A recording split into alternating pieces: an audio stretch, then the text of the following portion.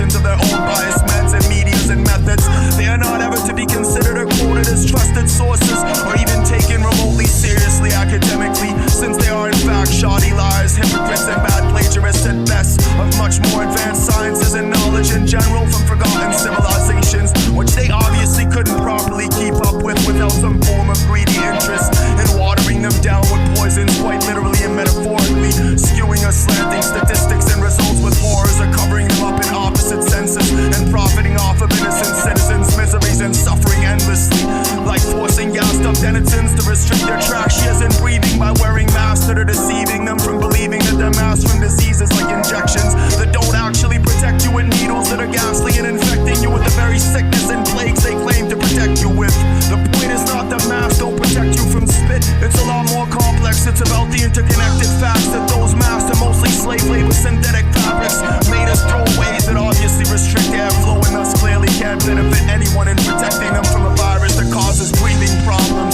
As a multi-ethnic person who knows the capitalist exploitation system of consumerism is fear, and as well the propaganda aspects of big pharma are also pretty common sense for any of you with an open mind to those undeniable facts that being forced to wear a mask for a pandemic that literally has killed less than 1% of the population in the worst epicenter, the vast majority of which were of normal statistical dying age anyways, and living in horrible state-sponsored conditions with toxic nutrition, obviously isn't relevant or beneficial in comparison to the harm it causes to everyone. COVID isn't killing that many citizens because this is one of the less virulent strains, and most people haven't woken up to the skewed statistics and potential detriments and toxicity of poisonous nutrition and chemicals, and how torture and poisons can deplete us so significantly we literally become like zombies essentially. The New World Order's plan is to kill off the poor, but the thing is, melanin is the most dominant attribute in existence, which represents primordial knowledge embedded in skin and hair. This is scientific because it comes from the sun literally,